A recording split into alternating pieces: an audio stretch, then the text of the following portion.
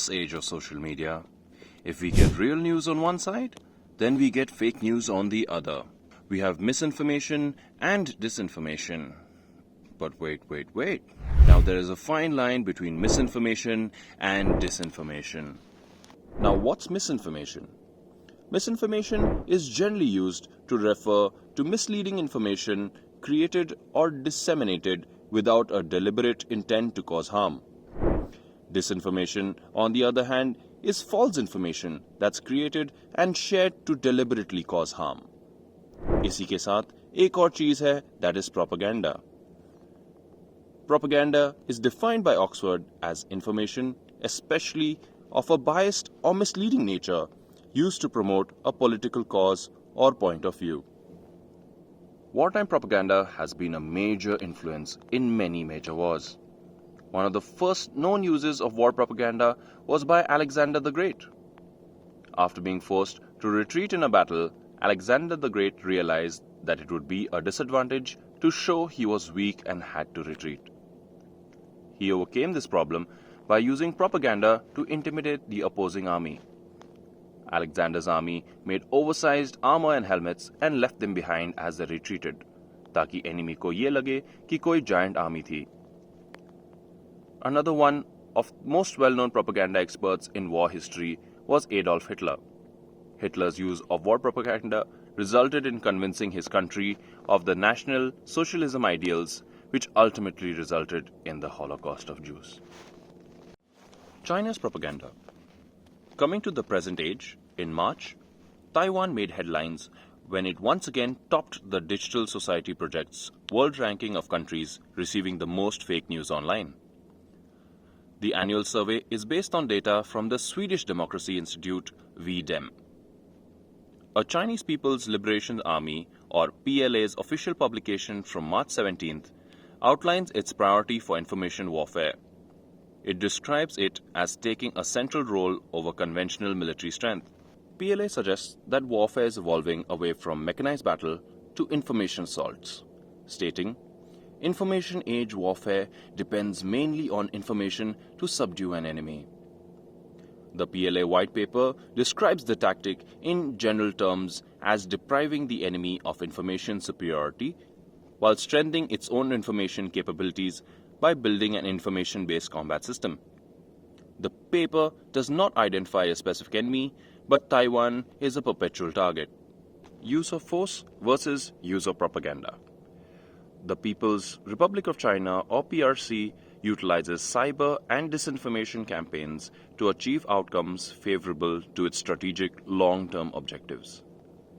So much so that it has established a theater command level organization to centralize its external information warfare operations.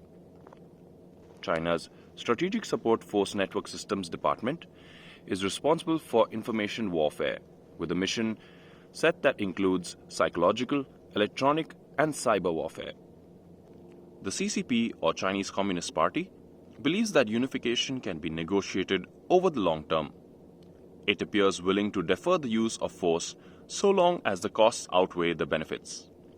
Thus, the PRC utilizes the digital domain to facilitate its soft power maneuvering, obfuscating its formal involvement in these cross-strait activities. Strategy of China. Now, China has two primary strategies against Taiwan.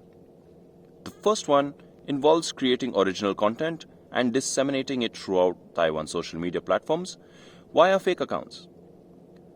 As Taiwan's main media outlets hold substantial financial ties to the mainland, so China exploits this opportunity to design the news that favors them.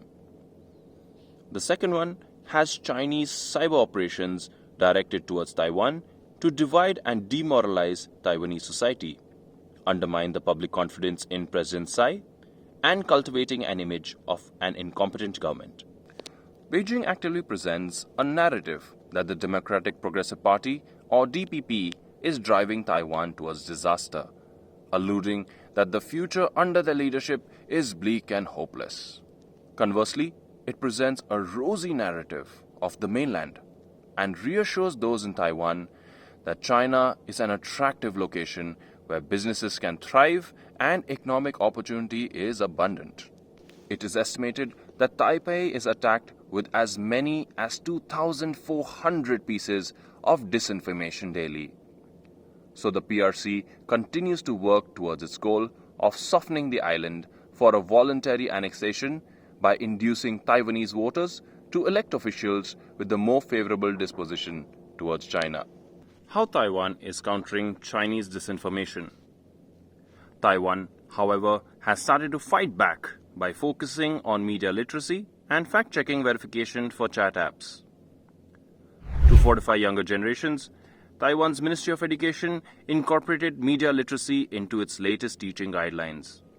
These require school children ages 6 to 18 to learn how to effectively use technology, information, and media of all types. Line app is the most used app in Taiwan.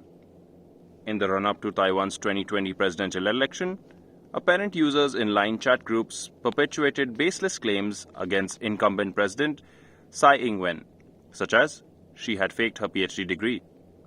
The independent research center Doublethink Lab traced at least half of the fake news in such chat groups back to China.